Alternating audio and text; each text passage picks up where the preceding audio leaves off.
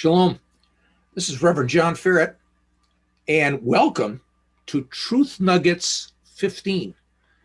Now, this is a vidcast as opposed to a podcast. A podcast is audio. A vidcast is video, obviously. And in this vidcast, in Truth Nuggets number 15, we're going to be focusing in on the Jewish feast of Purim. And we're going to be focusing on this feast in a very unique way. And you'll recall that Purim is a result of the events in the book of Esther. And Esther was the heroine in those events back in 479 BC, when she was married to King Ahasuerus, Xerxes. And she saved all of the Jewish people throughout the empire of Persia from genocide. But before we begin, let's do this. And just as in Jesus' day, so too today, we'll do a blessing before we get into the study of God's Word, just like Jesus would have done when he would have gone to the synagogue to study the Torah. So please repeat after me the Hebrew. Baruch atah Adonai, Eloheinu melech haolam, Asher bakar banu, mikol ha'amim, ve'natan lanu et torato, ve'nevoim hatovim, ve'natan lanu et habasora Mashiach Yeshua. Ve'natan lanu et habrit chadasha. Baruch atah Adonai noten hadevrei emet. And together as one, let's say this in English. Blessed are you, O Lord our God, King of the universe, who has chosen us from all people and given us his Torah and the good prophets, and given us the good news of Messiah Jesus, and given us the new covenant. Blessed are you, Lord, giver of the words of truth. So, in this lesson, we're focusing in on the Feast of Purim. We're focusing in on the book of Esther, but we're going to be looking at the book of Esther in ways that have escaped us. We're going to focus on a very small detail in the text of the book of Esther. And for many of us, we've read it, we've seen it, and probably just kind of let it be, because it didn't seem to really have any dramatic impact on us. But this is the very words of God. And considering that, we have to ask why. Why did God put this detail in there? Why did the Lord do this? So we're going to focus in on that small detail in the book of Esther, and wait till you see where we end up. And it's not my opinion, it's not my theory. We're going to be taking a look at the very words of God, all based upon one small detail that seemingly we overlook in the book of Esther. Now, I have already done a lesson, a podcast, so it's audio, on the book of Esther and the Feast of Purim. You can take a look at that. Go to the website, www.lightamenorah.org. All one word, Light of Menorah. Menorah spelled Menorah. And if you go there, look up Truth Nuggets 14.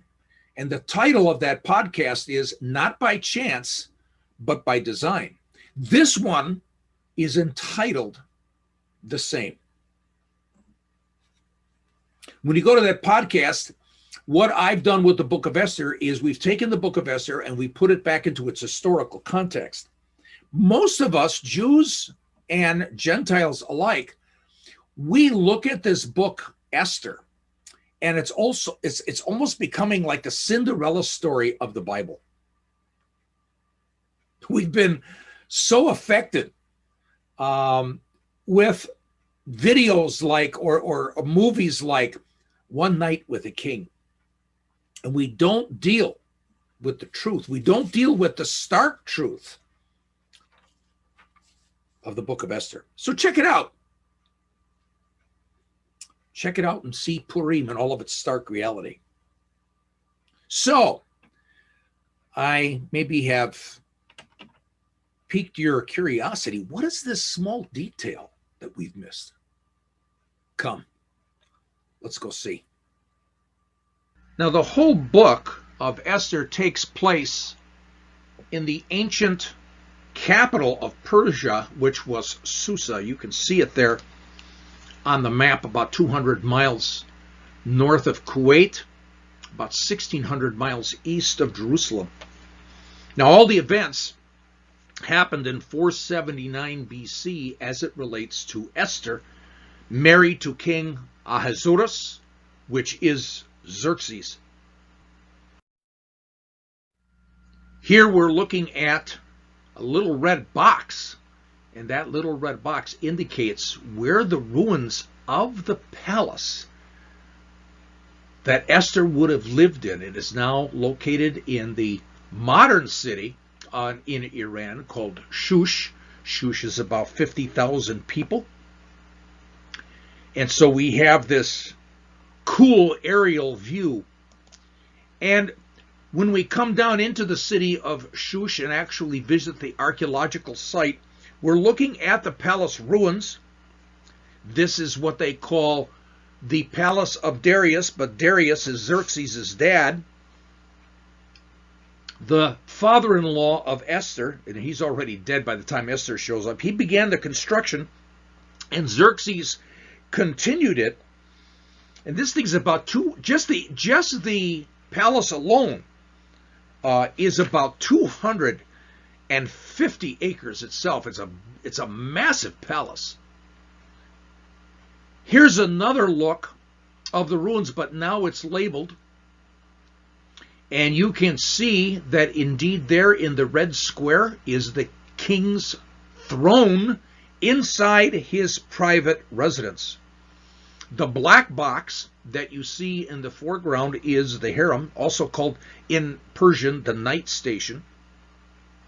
And indeed, here is a reconstruction by archaeologists of what the main hall would have looked like in the harem quarters in the private. And more than likely, when Esther has her famous one night with the king, it was probably in the private residence, because indeed the harem, the night station, is so close to indeed the private residence.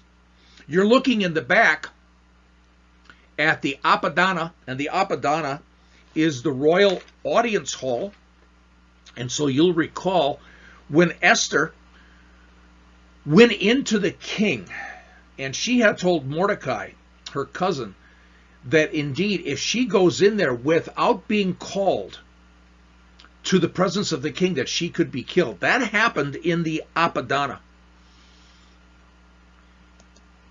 And so indeed we're taking a look at a model of what the Apadana would have looked like. It would have been called the Hall of 100 Columns. And here we're looking at another part of a model of the Apadana, and indeed the throne where Xerxes would have been sitting to receive the guests and dignitaries who came to visit him in his kingdom. And indeed this is where Esther would have come. We're looking indeed at the throne pedestal. They found that in the area of the Apadana in the palace. And that throne pedestal is right there in the center of 4 gigantic other columns. You can see the column bases there in red. So you can imagine the grandeur of this place. So what's this detail that we've missed?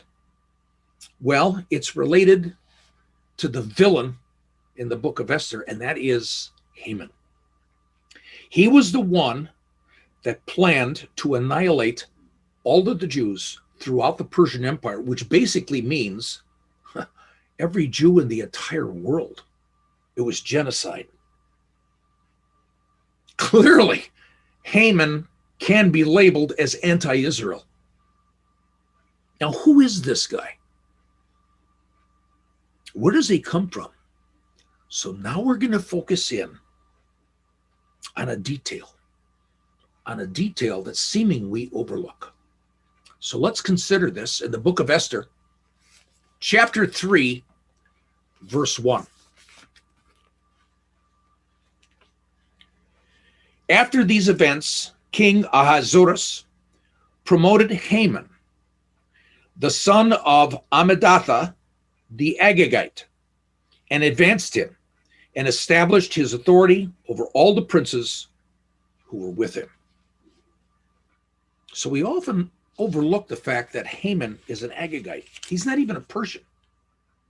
Why is this here?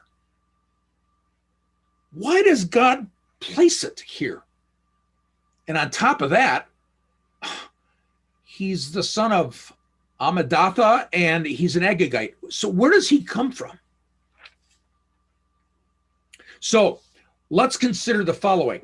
You're looking at a map of central Israel, and you'll notice a place called Gilgal. Archaeologists and Bible historians were trying to figure out the place of Gilgal. Now, there's two of them. One in the Jordan Valley, because the Hebrews, when they're coming out of Egypt and they cross the Jordan River, they actually have an encampment at Gilgal outside of Jericho. Before, if you recall, they marched around the city a number of times and blew the shofars and the walls came tumbling down. That Gilgal is near Jericho, about a mile north, they think, of the Jericho site. However, when we're dealing with King Saul and we're dealing with the prophet Samuel, they meet at a place called Gilgal. And archaeologists and Bible historians believe that it's someplace in the central mountain range, probably north of Bethel. Now you're looking at a picture now of an area near what archaeologists believe is ancient Bethel. And this is not Gilgal, but it looks like Gilgal. So I wanted you to see this to at least get an idea of what it may have looked like. So we're going to be focusing in on King Saul and his encounter with Samuel. And these events happened 600 to 700 years before the events in Esther. Esther, the events happened in about 479 BC, and we're talking about 1100 BC when King Saul was king of Israel. And we'll read about some events in 1 Samuel 15. Let's read it. So Saul defeated the Amalekites from Havilah as you go to Shur, which is east of Egypt. He captured Agag, the king of the Amalekites, alive, and utterly destroyed all the people with the edge of the sword. But Saul and the people spared Agag, and the best of the sheep, the oxen, the fatlings, and the lambs, and all that was good, and were not willing to destroy them utterly, but everything despised and worthless, that they utterly destroyed. Then the word of the Lord came to Samuel, saying, I regret that I have made Saul king, for he has turned back from following me and has not carried out my commands.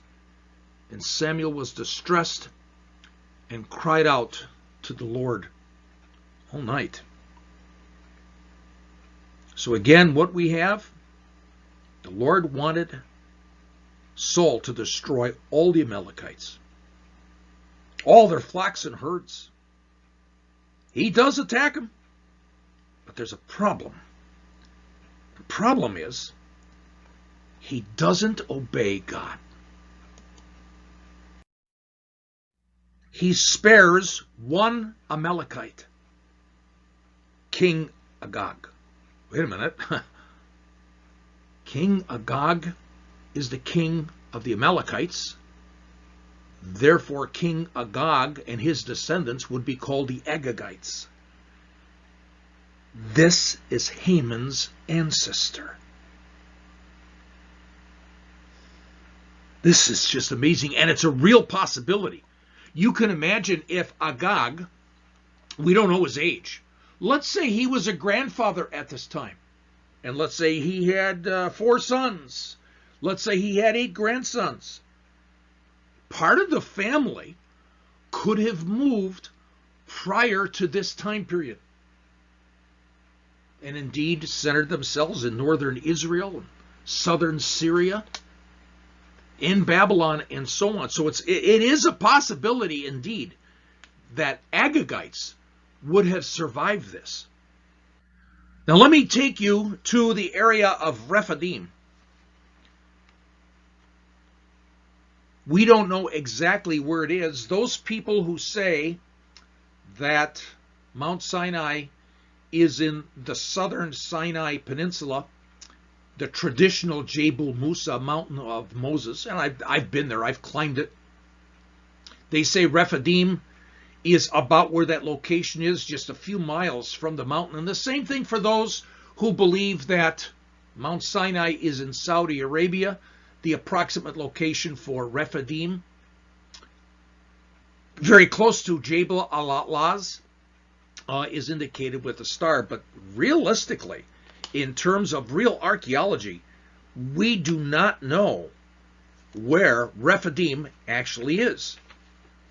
Okay, so we remember Haman. He's an Agagite. An Agagite because he comes from King Agag. He's a descendant of King Agag. But Agag is an Amalekite. And the first time we read about the Amalekites is when the Hebrews are attacked coming out of Egypt. So when we take a look at this picture of the Sinai, and obviously this is a modern picture, you can see the roadway there and the Jeep right at the lower end of the picture and a tourist bus a little bit further down. But can you imagine if this is where Rephidim is, or what it might look like? Can you imagine all the thousands and thousands of the Hebrews down there in the valley on the other side of the bus? The Amalekites attacking, coming down this roadway?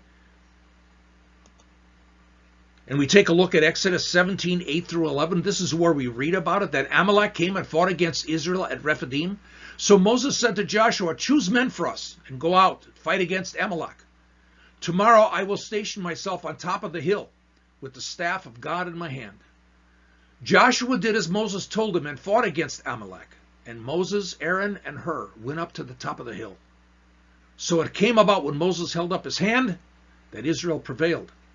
And we let down his hand, Amalek prevailed. So can you see Moses? Can you see Aaron and Hur there on that little hill off to the left, looking over the battle? Their leader, their general, being Joshua. So they defeat Amalek. However, God makes a very special statement and a very special prediction of the future.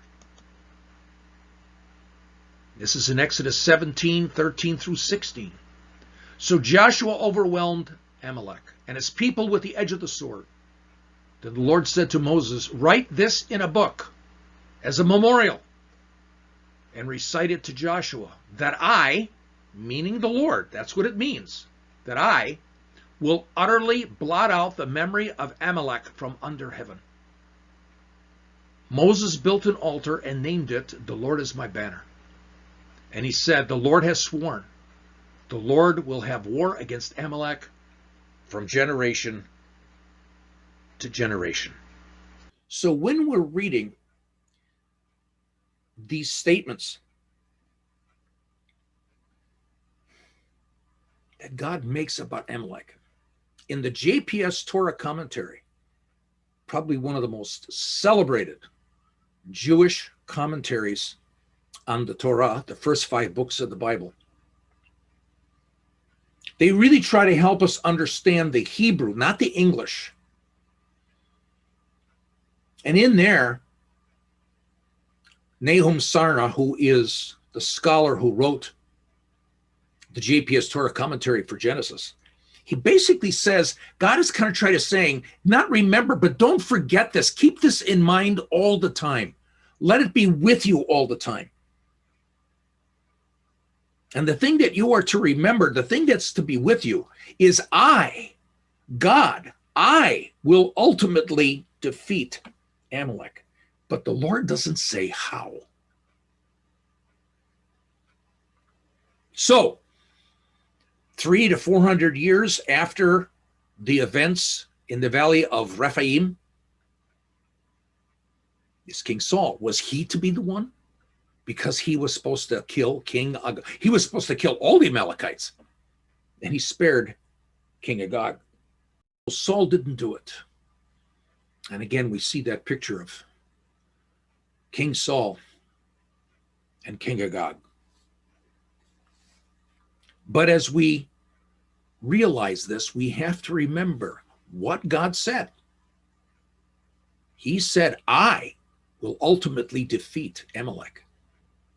There's two verses that I believe are related to this. The first one is Isaiah 14, verse 24. Now, in context, what's happening here is God is talking about Assyria and the judgment that he is going to, the wrath that he's going to pour upon Assyria. But it's the first part of the verse that I really believe not only related to Assyria, but this is related to our God. Just listen. The Lord of hosts has sworn, saying, surely, just as I have intended, so it has happened. And just as I have planned, so it will stand. And when we go to Jeremiah 32, in verse 27, we read, behold, I am the Lord, the God of all flesh. Is anything too difficult for me? Boy, we read these two verses. And the one thing that's pretty clear, nothing is going to stand in God's way. Absolutely nothing. If he is going to ultimately have victory over the Amalekites, there's nothing's going to stop it. God planned it. It's part of his design. He can't be stopped. So Haman, definitely, he's anti-Israel. The Amalekites are anti-Israel. But is there more? Are there more connections? Indeed. Come with me to the ancient city of Beersheba. The city of Beersheba and the ancient city of Beersheba is about 45 miles south and west of Jerusalem. The modern city is quite a big city, about 200,000, maybe more, maybe 220, 230,000 people in these days. The ancient archaeological site is to the east of the modern city of Beersheba. You can see Beersheba, the modern city, there in the center, upper center of the picture, and the archaeological site right in front of you. And the archaeologists have dated the habitation of this place back to the 4th century BC, and that means this would have been 1,000 years before Abraham. There probably was a settlement there at that time. We don't know if it was named Beersheba or the fact that Abraham named it Beersheba when he dug his well, but there would have been a settlement there. Some people take a look at this well that they see at the archaeological site, and they say, oh my goodness, Abraham dug a well at Beersheba, Isaac dug a well at Beersheba, this must be their well. Well, it isn't. This is dated to the Iron Age, which is going to be the time of David or later. But fascinatingly enough, they did find an ancient well, and the archaeology has placed it between the modern city and the archaeological site in a wadi. And they say this could be a likely location because Abraham himself was not a city dweller. He was nomadic and living in tents. So I just love this picture of perhaps looking at this and thinking that it's Sarah and Abraham and their son Isaac. But the reason why I bring you to Beersheba is this. When you take a look at Genesis 26 and 27, and you can study this on your own, at the end of 26, Isaac has settled near Beersheba. He has settled an agreement with King Abimelech of the entire area, and indeed this happens at the ancient site of Beersheba. In the next chapter, we get into where Jacob deceives his father, Isaac. And we know this was instigated by his mom, Rebekah, because God speaks to Rebekah and tells her when she was pregnant that she has 2 boys. She's carrying 2 boys, and that the younger is going to serve the older. Now she takes, you might say, matters in her own hands and initiates the deception. And so indeed, Isaac is deceived, thinking Jacob is Esau. Isaac thinks Jacob is his firstborn, and so therefore blesses him with the blessings of the firstborn. And Esau's cut out of it. So we all remember that. However, I want to emphasize some other things about Esau. And that is, when we take a look at this picture of Jacob and Esau when they were boys, notice the color of Esau's hair. Red hair. When you go to Genesis 25, verse 25, we talk about the birth of Esau, and he was born with reddish hair.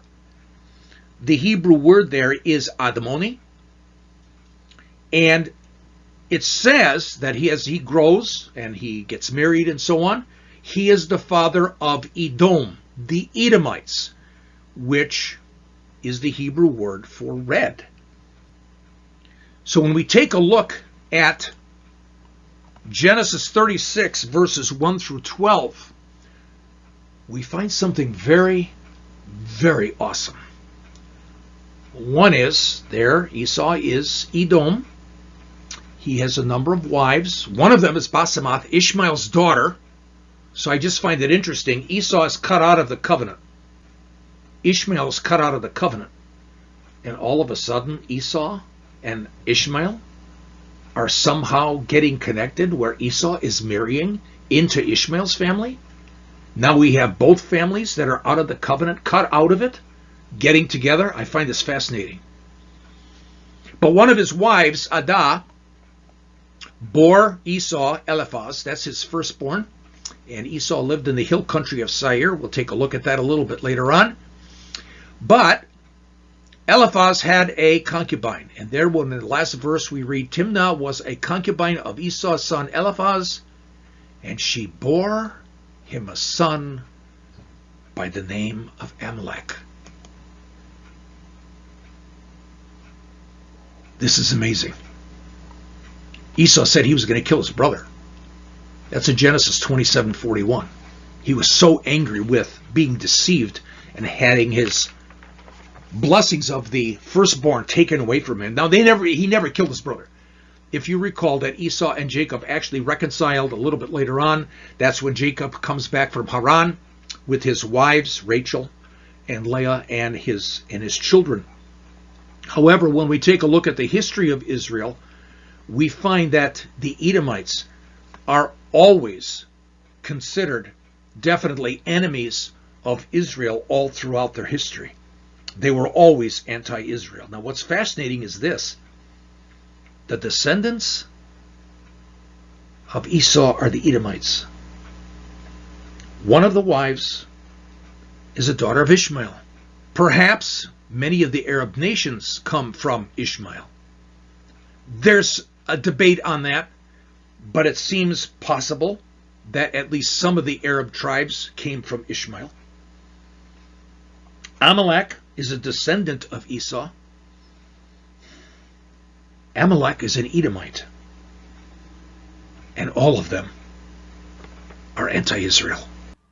These connections are amazing. I think I've mentioned to you that I'm not teaching my opinion, and I'm not teaching my view or my theory. Haman is an Agagite, and we're taking it to places that I really believe God intended it to be taken. These connections are amazing.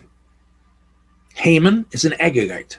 We find out that Haman is an Amalekite. An Amalekite is a descendant of Esau, and so therefore the Amalekites are part of Edom. They're part of the family.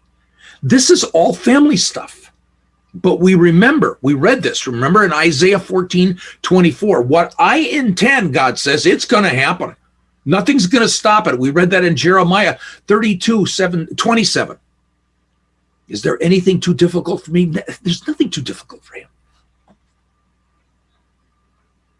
He will finally defeat Amalek, a part of Edom. So is there more? Do the connections just end here?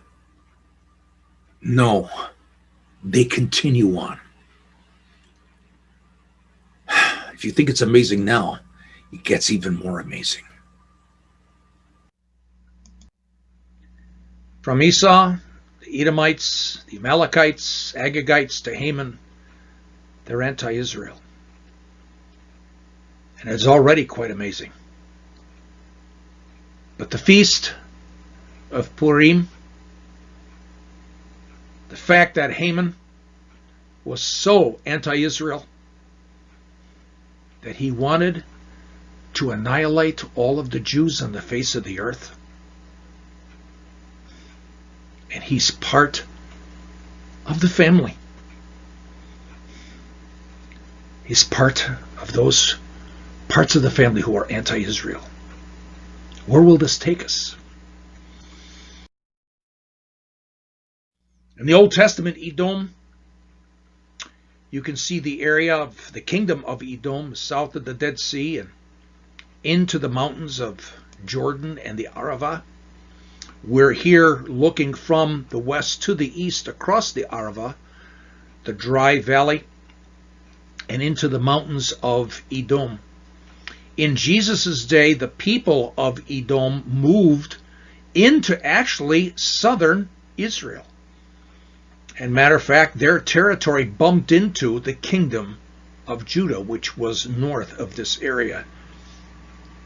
We're looking at an ancient archaeological site, an ancient city called Tel Maresha, the city of Maresha, which happened to be the capital city of Edom in Jesus' day, in Greek, Idumea. We're taking a look at one of the houses that was found, dated probably, I think, to the 1st century, maybe even a little after. But again, it was a very significant city there in southern Israel. And like I said, it was the capital city of Idumea, or Edom, at that time. But then one day, perhaps in the Herodium, Herod's palace near Bethlehem, or maybe even in the city itself, we read about the Magi who came to Jerusalem, and they came to King Herod, and they asked him, hey, we've been following this star. Where is the Messiah going to be born? Isn't he going to be born here? And if you recall, Herod checked the scribes, and they found that indeed that the Messiah was going to be born in Bethlehem. In Matthew 2, verses 1 through 8, we read, Now after Jesus was born in Bethlehem of Judea, in the days of Herod the king, Magi from the east arrived in Jerusalem, saying, Where is he who has been born King of the Jews? For we saw a star in the east, and have come to worship him. When Herod the king heard this, he was troubled. Now that's what it says in the New American Standard. You guys, the translation from the Greek to the English is just horrible, because the Greek word there is tarasso. And tarasso means to strike one's spirit with fear and dread. Herod was so troubled, deeply troubled. It's almost as he was fearing that he was about to be killed, that a dread came upon him, and all Jerusalem with him. Gathering together all the chief priests and scribes of the people, he inquired of them where the Messiah was to be born. They said to him, in Bethlehem of Judea, for this is what has been written by the prophet. And you, Bethlehem, land of Judah, are by no means least among the leaders of Judah. For out of you shall come forth a ruler who will shepherd my people Israel. Then Herod secretly called the Magi and determined from them the exact time the star appeared. And he sent them to Bethlehem and said, "Go and search carefully for the child. And when you have found him, report to me, so that I too may come to worship him."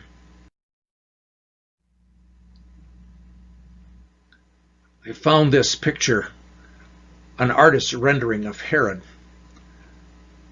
The cruelty, the evil of this king in this painting is quite apparent.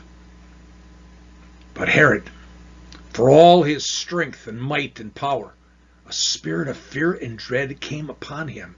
Herod was terrified. Nobody terrified this guy. Of a baby? Why is he terrified of a baby? Herod.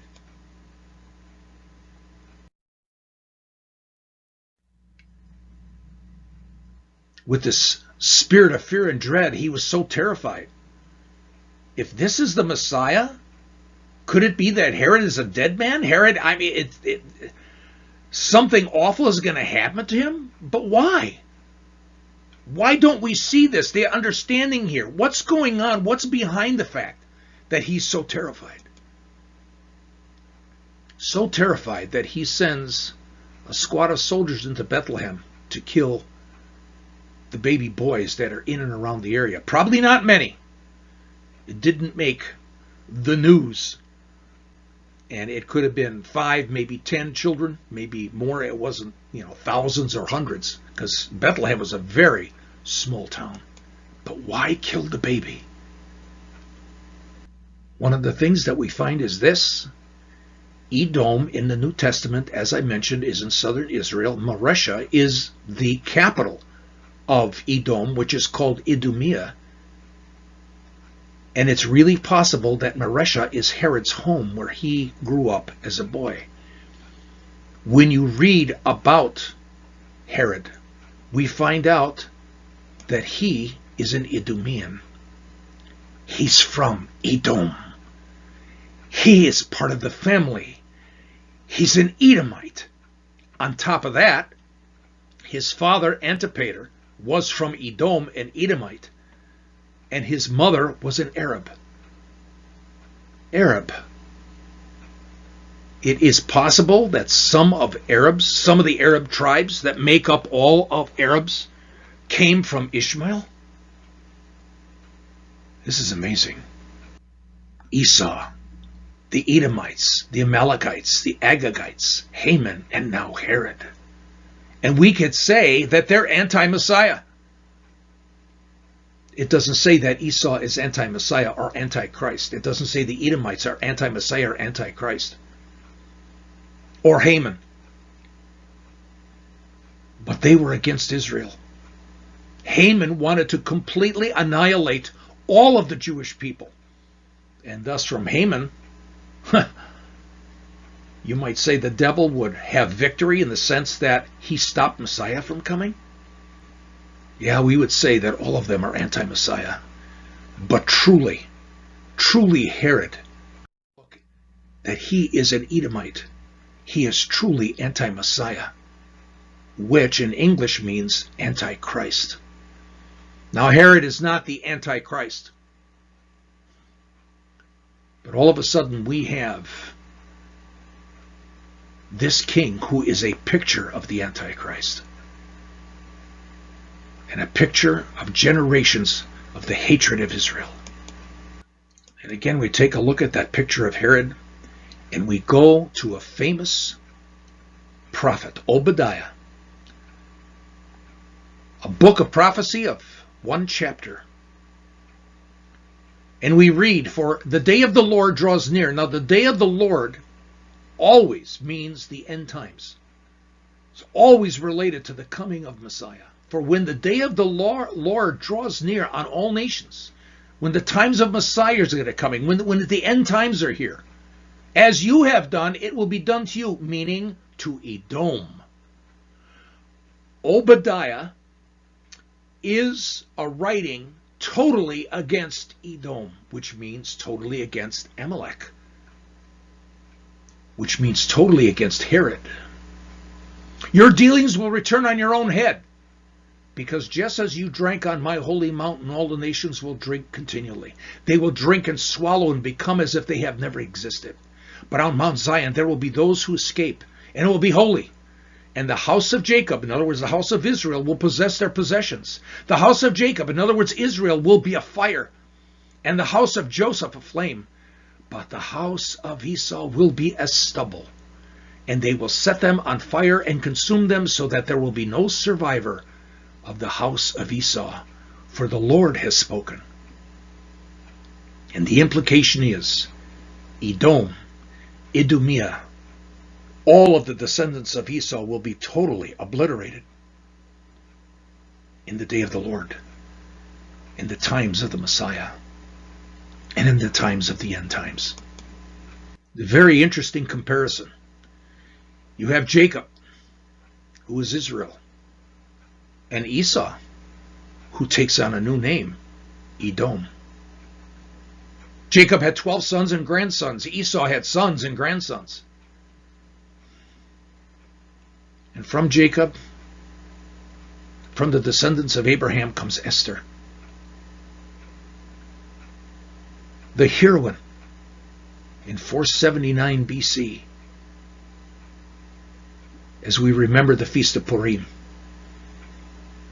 But out of Esau and out of Edom comes Haman,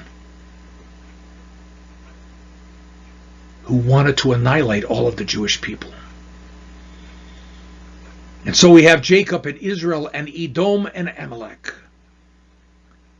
And from Jacob comes Jesus, Yeshua, the Savior of the world, born at the time of Herod, who came from Esau and Edom and Haman and Amalek. For when we take a look at the birth of Messiah in that small little village of Bethlehem, we can say, when we read the Obadiah 1, we can truly say the baby won. It wasn't by chance, but it is by design. Purim, lots, chances. No, this is the plan of God. And indeed, Yeshua is King of Kings and Lord of Lords. And Edom and Amalek have faded from history. Indeed, the baby won. It is interesting to note that after Jesus' death and his resurrection and his ascension, after the temple was destroyed in 70 AD, basically, Idumea, Edom, fades from history. The Herods, the family of Herod, who's from Idumea, who is an Edomite, and so therefore his family is as well, fades completely from history. It's as if God defeated the Edomites and the Amalekites. The Amalekites are only part of Edom. Are we surprised? Remember Isaiah 14:24. God is saying, if I have designed it, if I have said this is what's going to happen, it does happen. And then in Jeremiah 32:27, is anything too difficult for me? Edom is gone at the time of Messiah. However, the Jewish people take this idea of Edom and they refocus it.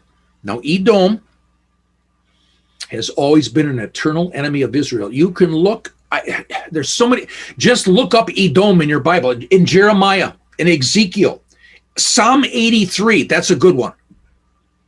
One of the first enemy of Israel in Psalm 83 is Edom. It is believed among the Jewish people, based upon the Word of God, that the Edomites were part of the Babylonian takeover of Jerusalem. And they took advantage of the situation to control parts of Judah. Now, this is hinted at in two different places. You can look that up in Psalm 137, verse 7, and in the prophecy of Obadiah in verse 11. Now, during the Second Temple period, there was a belief. Now, this is in Jesus's day. I'm not trying to say all the Jews believed it or all rabbis were teaching this, but there was a belief, it's in the ancient literature, that the Edomites actually were the ones that burned the first temple, and they also interfered in building the second temple, which was finally, you might say, completed by Herod the Great. There was this intense hatred of Edom over all the course of time. Matter of fact, Edom was compared to a black boar, a black big pig. Now remember, Herod was Idumean. He was from Edom. I think we're seeing aspects of why they hated Herod so much, because he was an Edomite.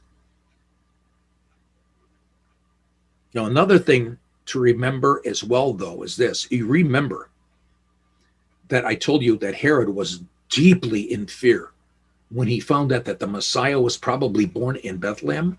Why was he in fear? It so happens that during the Maccabean revolt, and after, you might say, the Jews controlled Israel, before Rome comes in, all of the people in Idumea were forced into Judaism, including Herod. He was forced to become a convert to Judaism, which means, as an Edomite, he probably studied the book of Obadiah and the predictions by God of Obadiah, the predictions by Obadiah that the Edomites would be destroyed in the end of days, in the days of Messiah. So it could very well be that the reason why he was terrified, it was either him or the baby. When he heard the Messiah was born, he knew he was a dead man. But Edom was gone, and so Rome, like Edom, as far as the Jews were concerned, in the first century, destroyed the temple. Rome had a symbol of a pig as part of its mythology.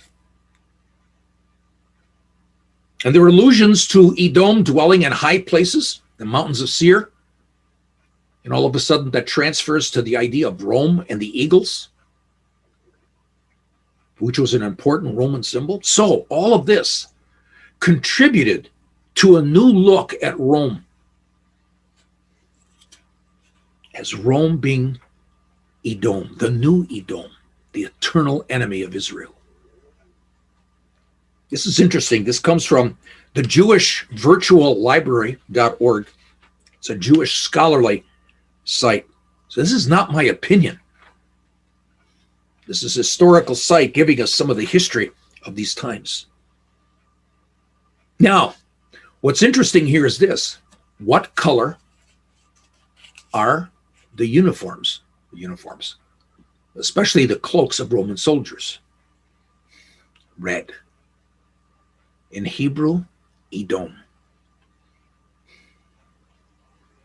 You can see why the Jewish people in those days could make such a connection. Today in Judaism, when Jewish believers are remembering the book of Esther, remembering those events of the heroine Esther, when they remember that God said, I will defeat Amalek and I will blot out their memory forever, Amalek is gone. But you'll hear it being taught in Judaism today that Amalek is really not just that group of people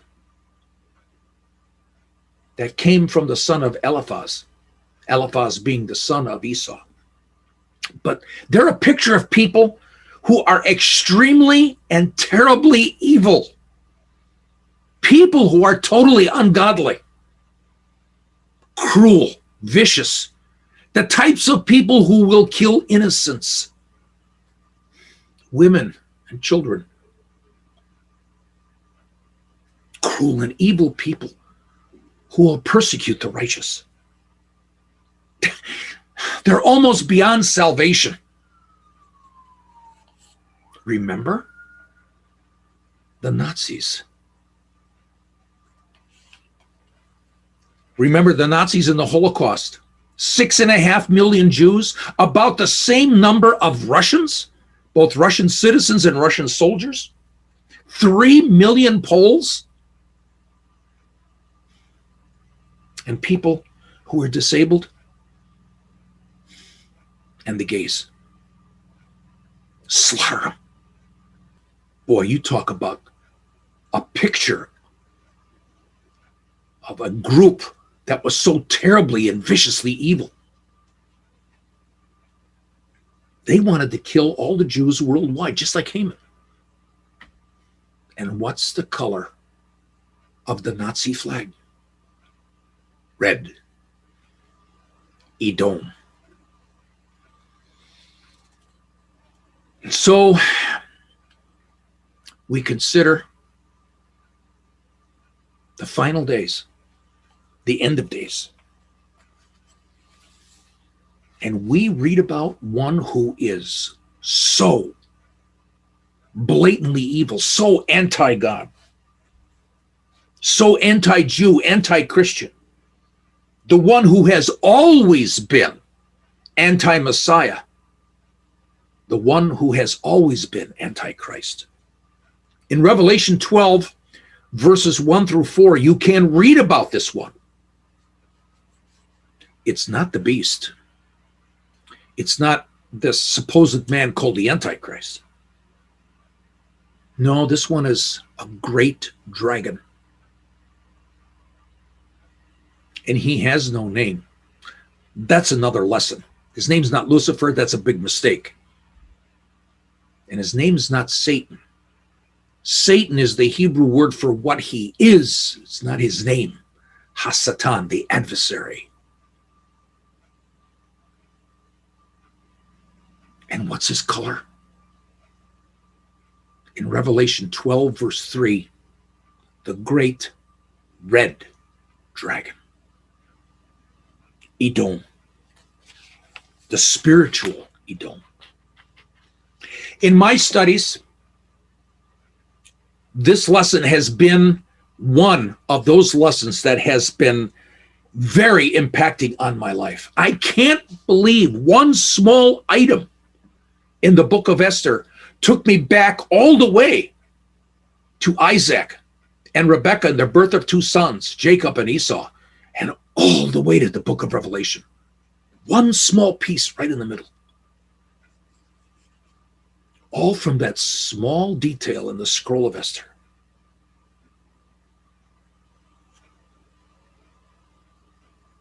And now perhaps we see the reason why God put that there. We see the purpose why God wanted us to understand that Haman was an Agagite. And all of a sudden we sit back and say, definitely, this is not by chance. This is not by lot, Purim. This is not the roll of the dice. It's not coincidence. This is by design. The design of El Elyon, God Most High. Shalom.